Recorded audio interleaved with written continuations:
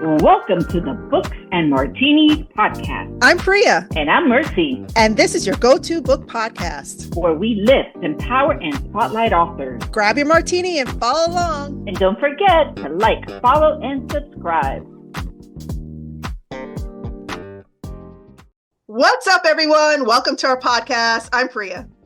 I'm Mercy. Hello, everybody. Welcome, and welcome, Sydney. Cheers to you. Cheers, Sydney. Oh, cheers. Welcome. Thank you so much. Salute to a successful interview. Great interview. We are so excited to have you. Sydney Shields on the screen, in your ears, everyone. She's an amazing author. She wrote the book Honey Witch that Mercy's holding up right now. Let me grab my book real quick. Honey Witch. Oh, so amazing fantasy slash sort of romantasy. But it was a beautiful, beautiful book, and I just finished it last night in time for this interview. And to kick it off, before we even start asking you questions, Sydney, because we have a ton, let me read. By the way, hold go on. ahead. Before you hit the bio, so they can have a visual if they're only listening to our podcast. She has the most beautiful honey-colored hair. So I just have to say that. So she's all honey. So it goes perfectly with her whole theme, her book, and the sweetness of her book. So now you have a visual. All right. So go ahead. Give us a bio. Don't take her word for it. My hair looks so bad today. It's a wash day. I haven't gotten it done in like 2 years. Please don't pay attention to it. Oh, your hair is adorable. You're beautiful. Stop. Okay. Stop. Go. So first of all, I love the way her bio starts off. Sydney J. Shields is a swamp creature who has evolved to hold a pen. Can we just put that everywhere? Seriously. She is a #1 Sunday Times, USA Today, and indie best-selling author. Her debut, The Honey Witch, is an Amazon editor's choice for Best Fantasy and Best Romance, and a 2024 Goodreads Choice Award nominee. When not writing, congratulations.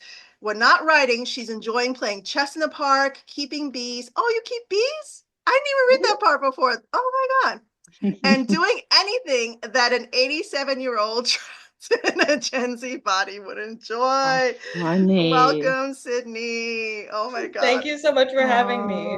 So wait, do you really keep bees? Yeah, that's why I wrote this. Oh, well, wow. Let's start right there. What was your inspiration? Yeah, so I used to work for Savannah Bee Company. Shout out Savannah Bee, SBC. And while I was there, I got to learn directly from the founder, Ted Dennard. He took me under his wing and taught me everything that he knows about keeping bees and harvesting honey. And I just became enamored, infatuated, absolutely obsessed with all things bees. And one day at work, we were harvesting honey from our hives in our bee garden, and we were bottling it. And I had a tiny jar and I held it up to the sun, and I saw like the sunlight spear through. And I just thought, this is truly the closest thing we have to a magic potion in real life. And someone should write a book about that. And I decided it would be me. And you did. Yes. And I have to tell you, I think it comes full circle just right now. I realize now why I'm so infatuated with your book, and it makes so much sense. So I'm a fan of Honeybee and of the Honeybee Company. What's the Honeybee Company? Savannah Bee Company. I used to go there all the time because I lived in Gatlinburg, and there was one right when you came down to the main strip. Yes. So I loved it because I love bees in general and what they stand for. And I mean, there's just so much behind. So Mercy and I used to have a charity for 15 years, and it was our mascot. It was our mascot. So I had a preschool for 26 years, and that preschool, when we started our foundation, we made the entire school like a beehive. So we had our babies were honeybees. Then we had our bumblebees. Then we had our, it was the honeybees, the bumblebees, and what was it? Help me out here, Priya. It was three of them: the honeybee, the bumblebee, Busy and the bees. busy bees. Busy The busy bees. bees were the toddlers, Yeah. and then And never mind the the queen bees, because we teachers. had a lot of women helping us out and volunteering for the Right, organization. right, and then all our teachers were the beekeepers, Yeah. This is the and cutest thing I think I've ever heard in my life. it was Really? adorable. And we painted That's so all the cute. walls like in a really light mint green. And then we had bees painted everywhere. They were just kind of all over the place. And the whole concept of the school when we did this was to make it all eco-friendly so that we could teach the kids as a Yeah. community how we can make a difference and instill that in them. Priya and I went on to write a curriculum that we shared at a global level. Teaching children around the world about environmental awareness. Mhm. So I think all of that and the fact that we're both honey itself, we love honey for everything. It's such a healthy choice. And then we saw the book and we fell in love with the And book and the gravitated towards cover it. Yeah. and gravitated towards it. And it just all makes sense to me now that Mhm. you're talking about bees. Oh, that's So so beautiful. Yeah, I also worked through Savannah Bee. We partnered with a nonprofit called the Bee Cause, where we installed observational beehives in schools and libraries. So Oh, that was a big part of it as well. These are like glass hives where yeah. children can see the entire process unfolding, little baby mm, bees being born and right. how they harvest and how all of that. Crazy how much we can learn from them, right? Absolutely, Yeah. yes. Absolutely. So tell us a little bit about you. Who is Sydney? About me, Hmm. um, I'm an author who lives in Savannah, Georgia. I'm a dog mom. I'm Hmm. a reader and beekeeper first. And let's see what else about me. I just turned 27 a couple days ago. You're a It was Happy baby. birthday. Happy Oh birthday. my God. Thank you.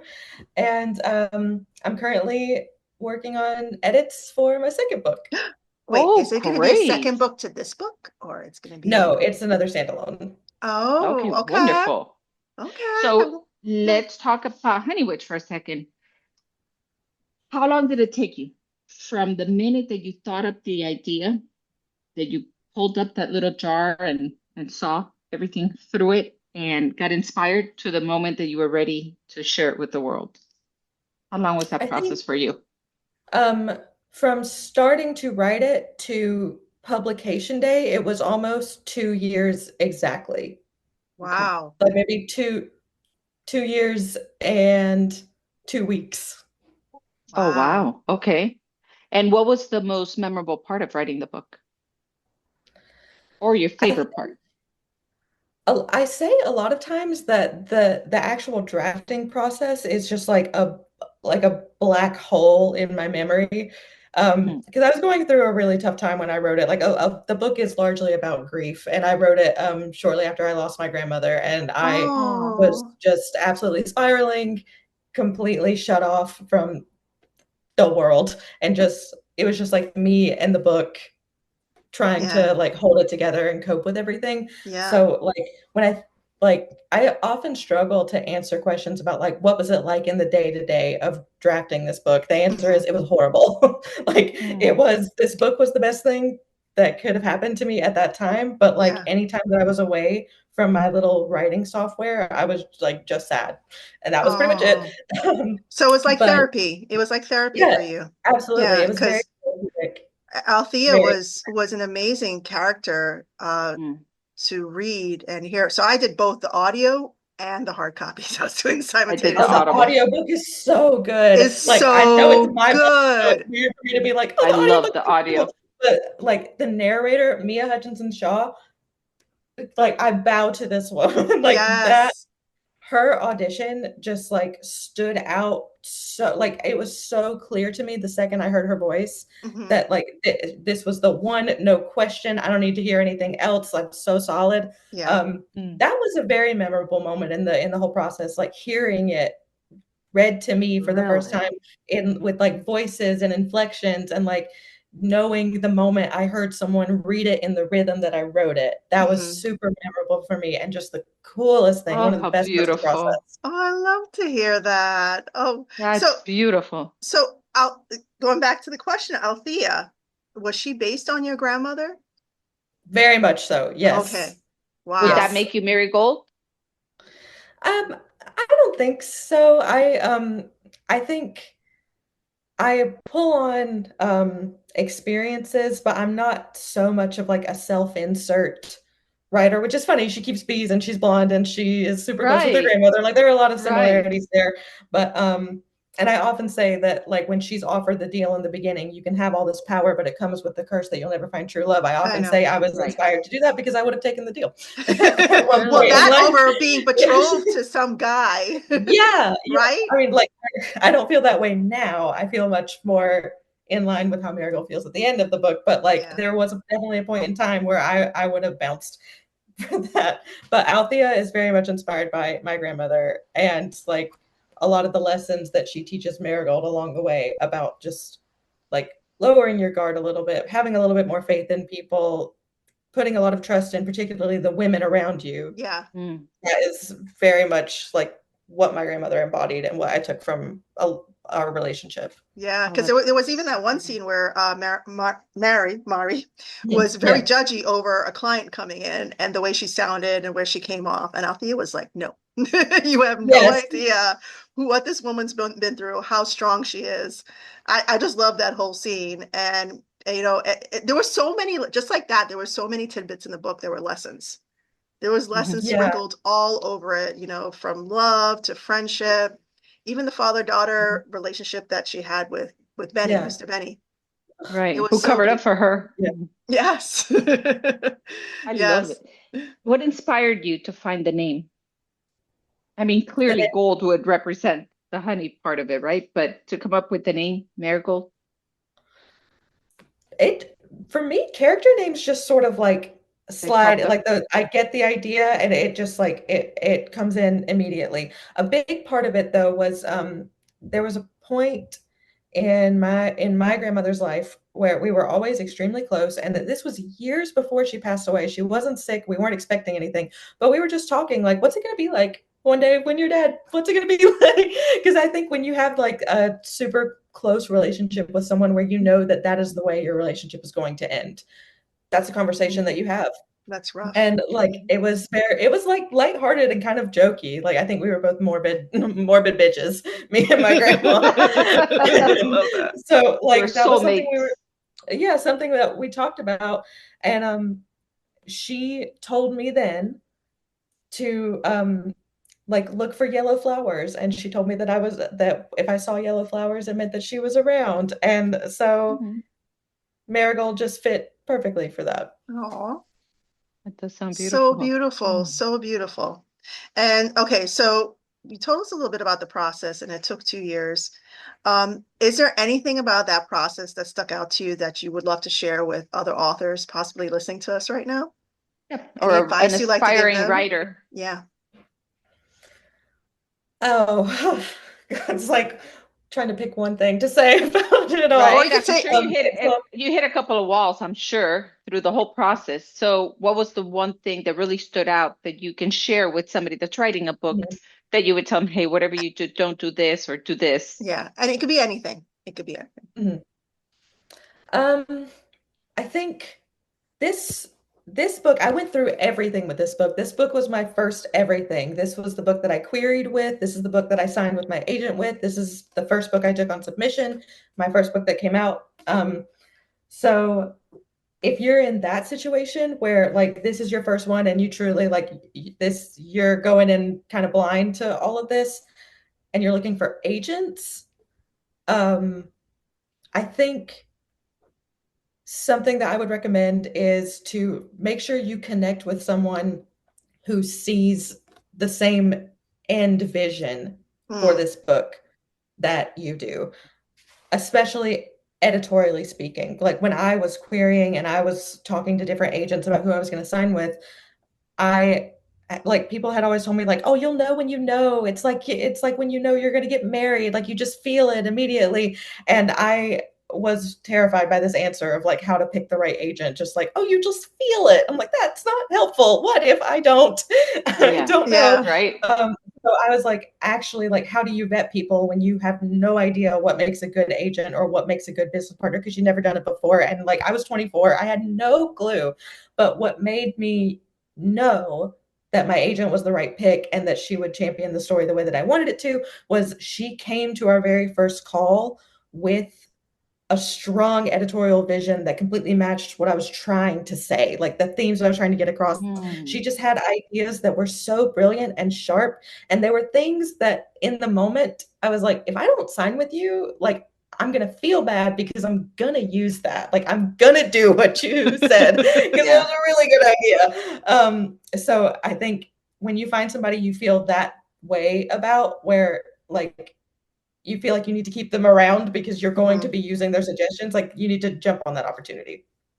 Oh, I love that advice. Yeah, and it shows in the writing. I mean, other than the audio sounding amazing, it was so beautifully written. And I didn't tab it up, but I like marked it up inside. Oh, thank you. Thank you so much. Yeah, it flowed. It flowed beautifully. And, I have the actual book, obviously, but I listened to it and I enjoyed it so much. And I think we started listening to it at about the same time because we know it's also our book of the month with our book club. And now when in our last book club meeting, both Priya and I had just started listening to it. All we could say about the book is you have to read it because it's so sweet. It's just sweet. And they're like, okay, but what's it about? It's just so sweet. So like sweet. there's just think of the honey dripping. It's just a beautifully written book. It was like it was like a poem. It was so heartfelt. Like I said, it was like a warm hug reading it. You guys are gassing me up too much. No, girl. No. This is real. Like this is real. This is definitely one of my top books for 2025. Like it was beautiful. And it's fantasy and it's fiction and there's the drama in there and there's the love. But really it's all done in a sweet, beautiful way. Sweet, beautiful way. And the fantasy wasn't overpowering. Really, it was about the love for yourself, the love that she had with her grandma, with Mr. Benny, with Lottie, even the friendship she had with Augie, and her siblings. Like, there was so much love to go around, and it was sweet, like honey. This is gonna be crying.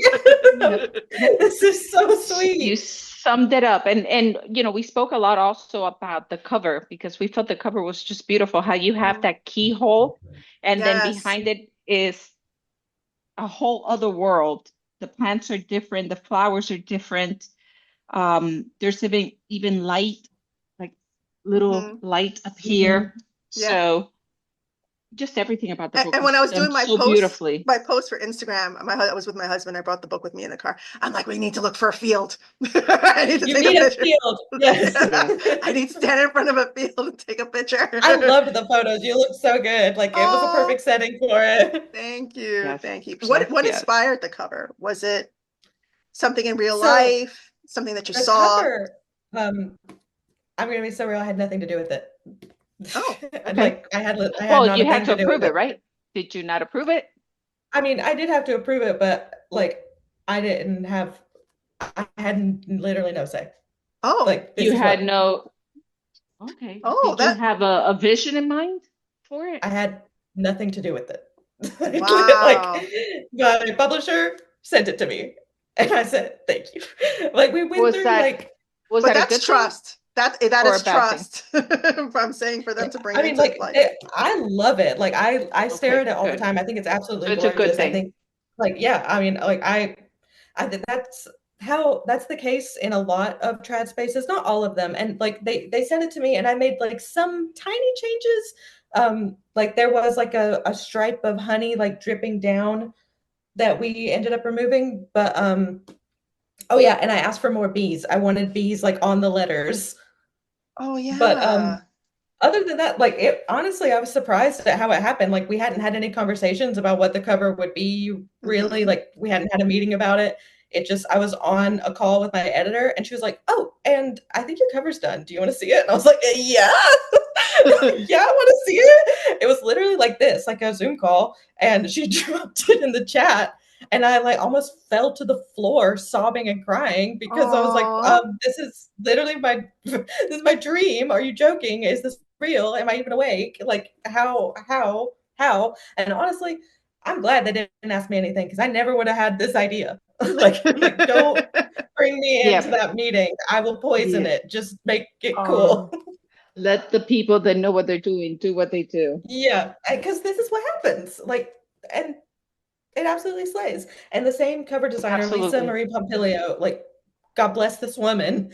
Um, they also did the design for my next book, which I'm Oh, also obsessed with. Like, I'm absolutely obsessed with it. So, So talk to us about and it. Tell us a little bit about your new book. What's the name of it? When is it coming can you out? share any of that When can we information? pre-order it?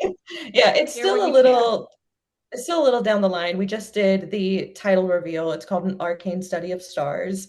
It is a dark academia romantasy about a witch who gets rejected from the university of her dreams. So she strikes a deal with the devil in her nightmares to force her way inside. And it's coming out next year. And I'm very, very excited about Oh my God, You it. should what a be. change from light to I dark. know. I What? know. I Good for know. Like, I'm you. still so surprised that like I I was allowed to do this because when I was coming into publishing, everybody told me, even some agents that had offered to rep me when we got on our initial call had told me, like, you're basically going to have to write the same book in a different font maybe 2 or 3 times before you can go crazy and write whatever you want. And I was like, I Really? hate that. And I want to do Yeah. whatever I want immediately. And so Good for that you. that could not have been further from the truth in my actual, like, with my agent and with my team at Orbit. Yeah. They are very pro creativity and they want you to do what speaks to you and they want you to write what feels natural in this place and time. And Yeah. so As it should be. Good. yeah. So I feel really, really lucky to be with a team that like let me do that because And they there negotiated definitely it for was you that way too, which is yeah, like there definitely amazing. was a path that I could have gone where I wouldn't have had that freedom. Yeah. Mm. And that's another thing, can we go back to what we were talking about earlier about like Absolutely. Sure. Share. advice to people who are like getting into this? Like, if somebody tells you that like you're not in a place to be creative and write what you want to write in that moment, they are not the right partner for you. Oh, yes. Hmm. In this industry, you can create what you want actually and find people who will back that and support you and hype you up and like encourage you to follow where your inspiration leads. That absolutely exists. That is what everybody deserves. Do not say yes to people who don't want to give you that. Can you Oh, I love imagine that just like advice. signing on with a publisher and they're like, and you have all these ideas and like drafts, in the And then you're woodworks, committed. And you're committed. Yeah. and they're like, Mm. Yeah.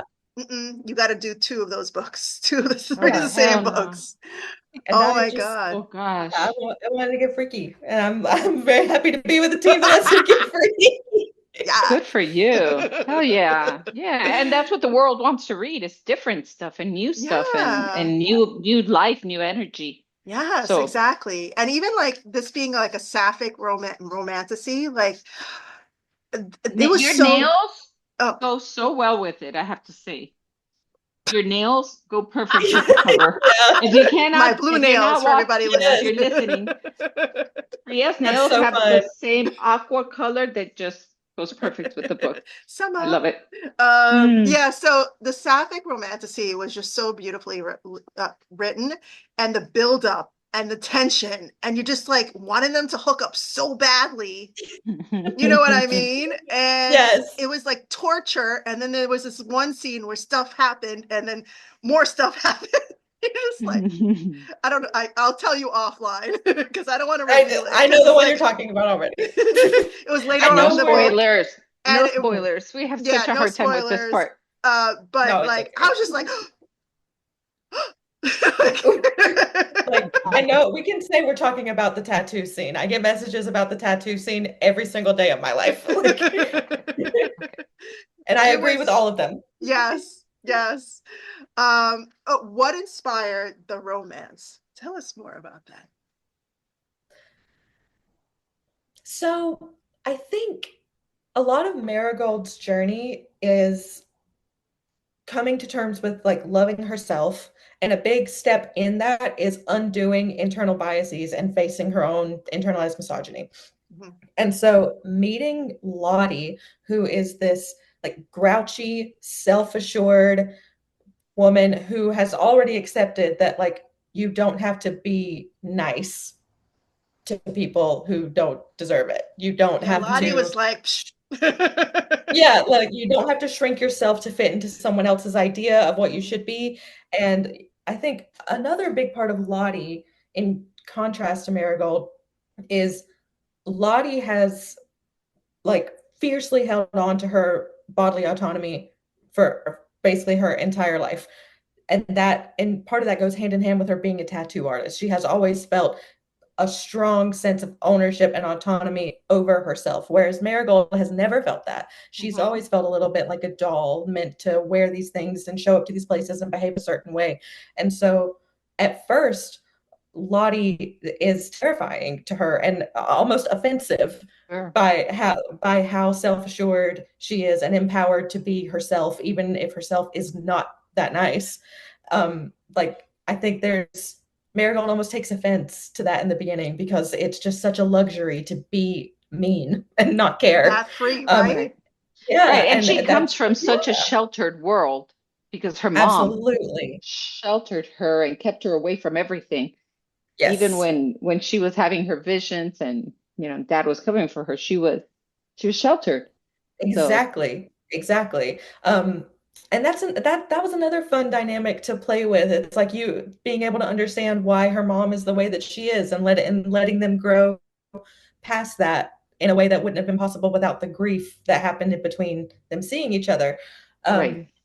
But yeah, with Lottie in particular, I felt like I I really wanted Lottie to at first wake her up to the woman that she could be and then become the woman that she loves. Aw. Right. And that she was meant to be Yeah, all yeah. along. I love that. And I love how you tied I think it's the dedication to the last line, by the way. Oh, Am I allowed to say yeah, the last line? Can I say the last line? absolutely. Okay, let me flip to the dedication first. Don't kill her. Don't spoil anything. I'm not trying to spoil It's okay. anything. It's okay. It won't spoil. Okay, the dedication is for my grandma, Kathy, and for all the impossible girls. And then the last line. Where are you? Okay. The last line, Mari says, I love you too. I will always love you, my impossible girl. How beautiful is that? That you connected the two. That's just what they are, like, and I think that's like what we all are. Like, I think every girl has been made to feel like they're being impossible when they're Yeah, actually just being a person. right? Right. And so, I think that is like a big theme in this book. It's like what I want people to take away from it. What I want people, that's the message that I want you to be left with is like, maybe it's not the worst thing in the world to be thought of as impossible because at least you're going after something that you want. Right? That's right. Right. Oh, I love that. And let's go back one more time for so our listeners are always readers, Mhm. writers, and different authors. So the readers, if a reader is a reader, they've read this book because this book is like everywhere. So I'm sure they've read it, they've enjoyed it, it's been great. Um, the the writers, when you go back to talking about the agent that has really been life-changing for you because it's, they've given you the freedom and everything else. How was the Query. query process for you? Honestly, quarry is a great word for it too. That's how but it was my querying journey. I like to acknowledge that it was fast. It was not at all what people told me it would be like. So I guess before I start the story, one, don't believe everything you say on the internet. Don't believe what everybody says, but also know that querying varies wildly. There's so many circumstances that change everything. So just that's the disclaimer I give before I tell people about my querying journey. I got an offer of representation within 24 hours of sending the query from What? an agent. It was Oh, very, snap, very fast. Sydney. That's It was very fast. amazing. Um, and then I had to send out my nudges, which is if you don't know this, when you're querying and you get an offer of representation, you have to send a nudge to all of the people that you queried to let them know that you have an offer on the table. And if they want to make an offer, there's now a timeline. The industry standard is you give them 2 weeks to finish reading the manuscript, decide if they want to give you an offer. And then you have a series of calls with all the people who want to rep you. And then you pick the one that is the best fit.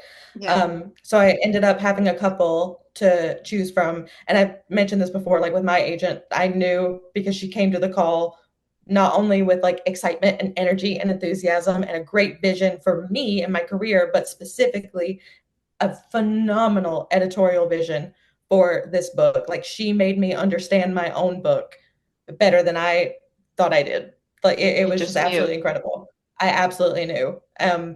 And there were two others that after I got off the call with them, before I got on the call with my now agent, I was like, oh, they were so lovely. I don't know how I'm going to pick. Like they were so, so, so wonderful. There was one that I knew maybe 5 minutes into the call, this was not going to work. This was not going to be it. But my agent definitely came in and just, it was instant How many did you connection. send out? I think I sent maybe 18 in total. Okay, that's Okay. not bad. That's actually not a lot Great. compared to a lot. Some people are like, oh, I sent 100. I know for my book, it Yeah. was like 63 people. Yeah. Yeah, mine took a long time. It's not even published yet, but it took a long time before I got like manuscript request. Yeah. Yeah. Like, and I know like that happens. That's what I was expecting from this one. And to this day, I'm like, I never want to be like, yeah, it was just because it was so awesome and everybody loved it and everybody wanted it. It was just like really easy. Like I never wanted to come off that way. Like I'm still like, that's how it happened. Sometimes I feel bad that it went as fast as it Listen, did that's because how it Don't, was meant to be. That's how it was meant to be. So don't. that's That wonderful. was your grandmother. She was working that sometimes I magic for think you. that. Like sometimes like in my like my late night sad girl hours, sometimes I think that. Kathy was out there like Aw, she's got She power. sprinkling the probably was. magic. That's very, if you knew her, she would think that what you just did was the funniest thing she'd ever saw. And she would Really? be like, yes. Aw. Oh, I love I'm that. so happy for you. This is so beautiful. All of it, everything Mhm. from your inspiration to what you were able to put on paper, the story, the way that it flowed, the whole everything about it was absolutely beautiful. And I cannot thank you enough, or we can't thank you enough for sharing the story with the world, and for sharing your time with us and telling us more Yes. about the process. If our listeners want to learn more about you, more about your new book, and more about this book, where can they find you and where can they order your book if they haven't picked it up already? You can find me across all socials at Sydney J. Shields. I'm on Instagram and TikTok. I technically have a threads. Is it a threads? I don't know. I don't know. I I have We have it. have I don't threads. know threads what you too, but call we it. don't even use it. We don't I use don't, it. but it's on there. If you want to see where I don't post, I am on there. But I'm mostly with you. Instagram and TikTok at Sydney J. Shields. You can look at my website, Sydney J. Shields. It's disgusting. I need somebody to redo it, but you can look at it if you want to. Okay. And You then have it. It's great. and then if you want to buy the book, you can buy it anywhere books are sold. Your local indie bookstore is the best place to be, wherever that is for you. Oh, and if you want a signed copy, you can order from my local indie bookstore. There's a link in my bio that says get a signed copy. Oh. My local indie bookstore is awesome. I love it there. Oh, I love Oh, yeah. that. Well, when do you do in-person events? Do you have events coming up? Are you coming to New York anytime? I do have an event coming up. I'm going to the Greater Pittsburgh Book Festival May 31st. I have a panel at 10 a.m. with some other cozy authors. And then I'm also going to, I forgot the name of it. It's a really cool, really fun Pride event in Louisville, Kentucky at the end of June. Ooh, okay. I think it's at a novel romance bookstore. My publicist tells me everything, and I say, okay, thank you. So, Okay, just let me know when to show up. yeah. And so there is a fun like spicy bookstore in New York City called the Ripped Bodice. It's Oof. uptown. You need to tell your publisher or your agent to get you there to do an in-person Yeah, I because would it's beg hot them right for it. now. I would love to. My publisher, love them, love them. They don't really do events as much as other publishers. Like they're not sending me really anywhere. Pretty much everywhere I go, I send myself. Well, the book is everywhere. Good thing is, yeah, the good thing the book it sells itself. So that's wonderful. Yes. Because I'm not going to be there. I'll be in my house. I know. Oh, Writing keeping the bees. next one. You're keeping bees. Yeah. I love that. And writing a new story. Yep. Mhm. All right, So- Miss Sydney. Thank you so much for being our guest today. This was an honor to have you on as our book club pick for the month. And you guys, if you're listening, if you're watching, make sure you check out Sydney Shields, check out her website, her social media, purchase her book, support her work. She's also doing important environmental work. So support a girl's dreams. Absolutely. Keep the bees. I love this energy. Yes. And catch her while she's just starting. That way, when she's like on her 5th or 7th book, Yes. you're already caught up. And our next book coming When I'm out. on the 5th or 7th, I'll be right back here and we'll do this. That's right. That's 5, right. Well, you 6, got to 7 come back times. with the one you're writing now. With a honey Yes. martini. Oh my God, yes, Ooh, perfect. Yes. Oh, a honey lavender martini. I've had those. Yes. Oh. They're yum. I've Well, had that. I thank might you just so go make much. one. Thank you guys. Let's do a final cheers. Cheers. Yes. Sydney, Cheers to cheers, Sydney. success. Thank you, Sydney. Thank Thank you for you. your time and for sharing everything with us. Thank you so much for having me on. This was so lovely. I really appreciate it. Yay. Well, we hope to see you again with the next one so we can share with everybody. Okay, good. Thank you all, All right. for listening and watching. Make sure you follow along on Books and Martinis. We're available on every podcast platform, including YouTube. And subscribe to our YouTube because we're still trying to build it up. Absolutely. Thank you for listening. Like, share, follow, subscribe, and we'll see you in the next episode. Absolutely. Bye, everybody. Bye, Sydney. Bye. Bye, Thank sweetie. you. You're welcome.